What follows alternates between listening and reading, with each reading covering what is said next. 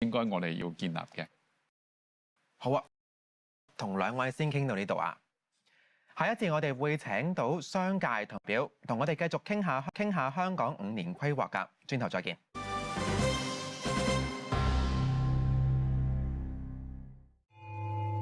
穿越千年國度，凝視歲月痕跡。縱觀古今中華文物，每一道紋理都記載住華夏文明嘅故事。巧奪天工嘅瑰寶，璀璨奪目嘅珍藏，將歷史剪影一一呈現眼前。國寶時刻，星期1至5，港台電視31及32隆重播出。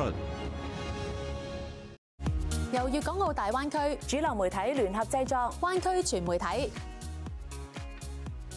同你遊走大灣區9+2城市，了解國家最新動向，追蹤各種同大家息息相關嘅最新資訊，亦都會探索城市風貌同文化，發掘唔同新鮮事，探討各地熱門話題，送上基建、科技、政策、民生嘅最新消息。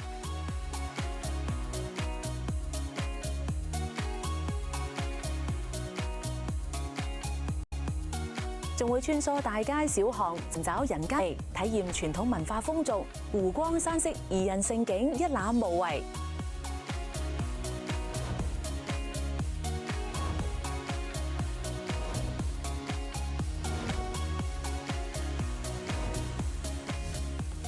逢星期1至5晚上6點鐘，有我哋港台電視31灣區全媒體。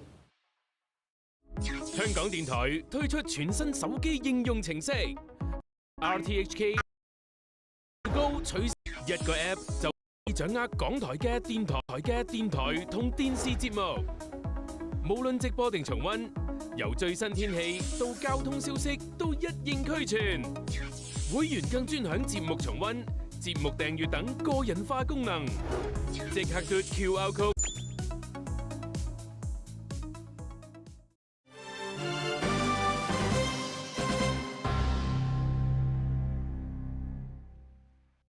翻到嚟講好15.5，香港5年規劃諮詢文件勾畫咗未來發展藍圖，內容涵蓋經濟、產業同基建等等嘅範疇。各界又對呢個5年規劃有啲乜嘢睇法呢？呢一節我哋請到嘅嘉賓有香港工程師學會會長陳帆，以及係有香港工業總會主席林世豪上到嚟一齊傾下㗎。歡迎兩位。你好，你好。國家15.5規劃呢5年啦，香港咧就要全面對接國家發展戰略。由你哋所屬嘅界別嚟到睇啦，香港應該點樣喺國家呢一個大局裏面係重新定位，業界發揮到優勢？或者阿 Fred 講先啦。能夠對接國家15規劃咧，對香港嚟講係一個非常重大嘅機遇。我哋香港嘅生產總值咧，大部分嗰個 GDP 咧，都係依靠呢個金融呢個貿易物流啊，同埋呢個係航樞紐，以至呢個係轉運。透過對接國家15規劃咧，其實我哋係看見咧未來咧係有新興嘅產業，譬如話人工智能啦、超算中心啦，以至呢個係機械人以至係呢個係太空科技。咁香港工程師學會咧亦都做好準備去擁抱我哋呢啲新興嘅產業以至科技。我哋會係喺我哋嘅航空嗰個係分部咧，就會增加呢個航天嗰個係內容。以至咧係我哋成立一個特別嘅係小組咧，去處理咧點樣係去就住呢個人工智能嘅開發應用，同埋咧係個產業支撐咧去做好準備。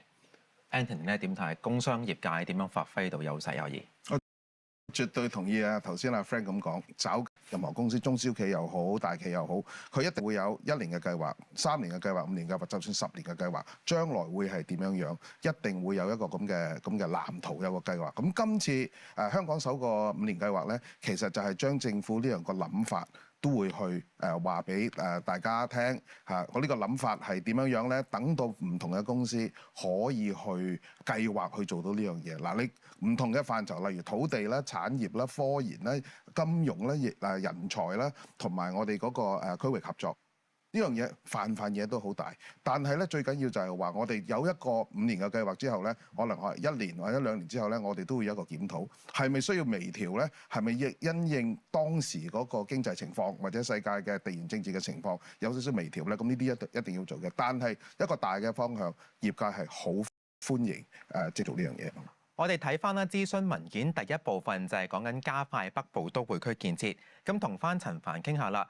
你係前運輸及房屋局局長，咁對好多市民嚟講啦，北部都會區同埋八中八環等等嘅呢一啲概念啦，其實都係比較宏大，市民未必覺得好貼地。咁呢一啲政策其實係點樣同普羅市民係息息相關嘅呢？從交通嘅角度去睇咧，我哋了解到北部都會區會係加快推動呢個係北環線嗰個建設啦，以至就係北環線嘅支線去皇崗啦。咁呢個建設其實對香港人嚟講係非常之有用嘅，因為北環線係連通咗我哋係九龍整個市區，以至呢係新界。咁市民係由南北個流動嘅時候咧，亦都有雙向嘅流動，可以係屯馬線，可以係沙中線，我哋嘅東鐵線。咁實際上咧，嗰個係交通係方便咗嘅。仲有一樣嘢係好重要嘅，就係話咧，我哋講緊北部都會區係一個宜業宜居宜遊嘅地區啊嘛。咁所以無論你喺度翻工又好，你喺度讀書又好或者係旅遊又好，其實咧提供一個非常方便嘅交通運輸，呢個係好重要嘅。因為我哋講緊咧一個地區嘅發展咧，係基建先行係必不可少嘅。因為基建先行咧，除咗提供一個快捷嘅交通往來之外咧，亦都係提升咗佢沿途嗰個我哋叫做土地嘅價值啊。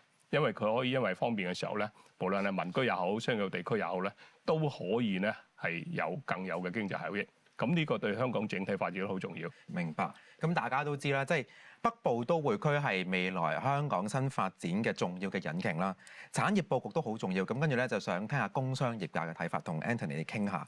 今次諮詢文件啦提到未來5年要培育壯大新興同埋未來產業啦，加快傳統產業升級轉型。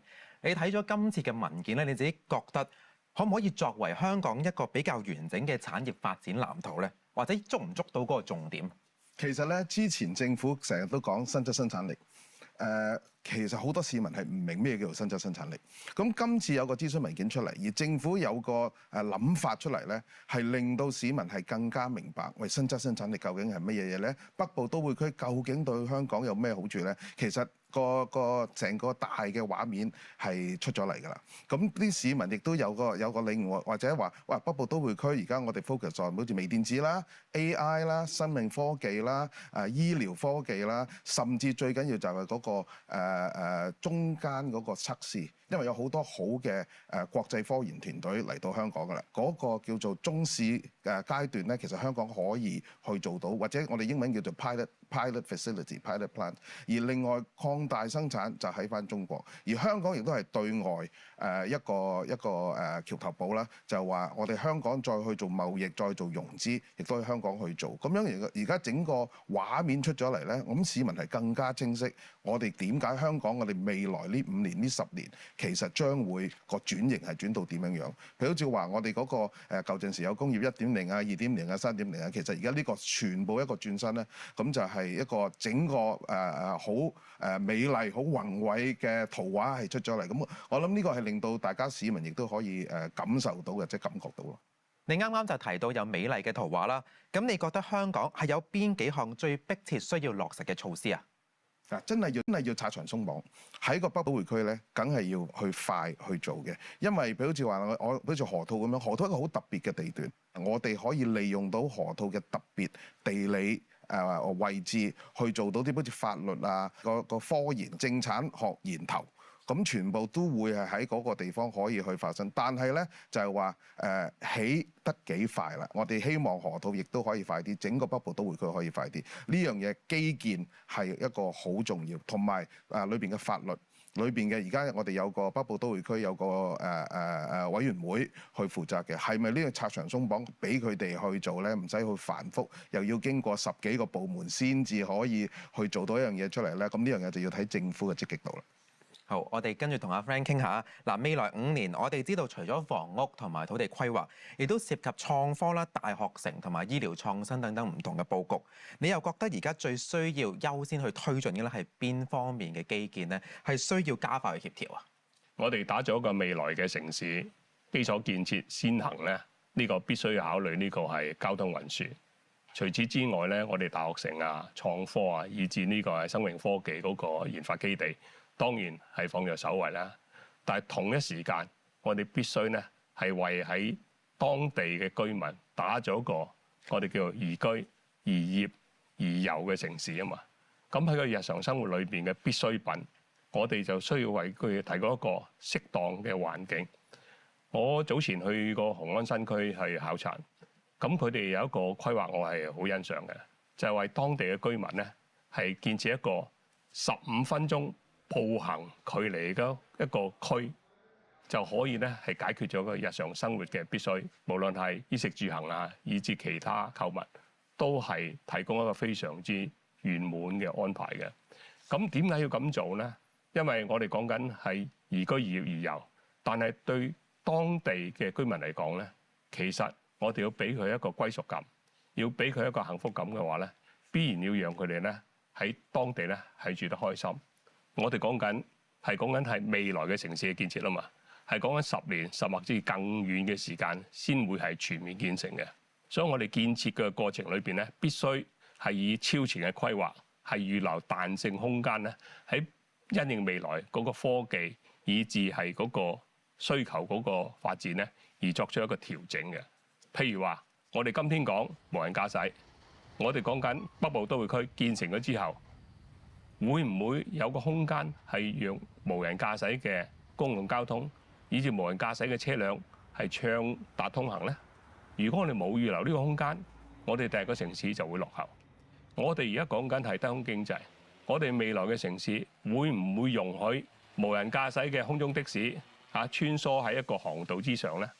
如果我哋預留咗呢個航道，我哋預留咗空間，日後冇需要嘅冇損失，因為我哋講空間嚟㗎嘛，航道。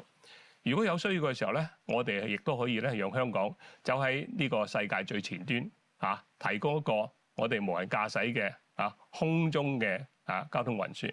咁 Anthony 又想聽下你講下，即係香港應該點樣更好咁利用大灣區嚟到分工咧？即係係咪多啲同鄰近城市去合作啊，令到有更好嘅協同效應，又或者係打通創新嗰條產業鏈咁樣？嗱，呢個首個香港5年計劃咧，其實都政府都寫得好清楚，諮詢嘅時都寫得好清楚，就係話我哋對接內地嘅區域性係點樣可以發揮到呢個作用。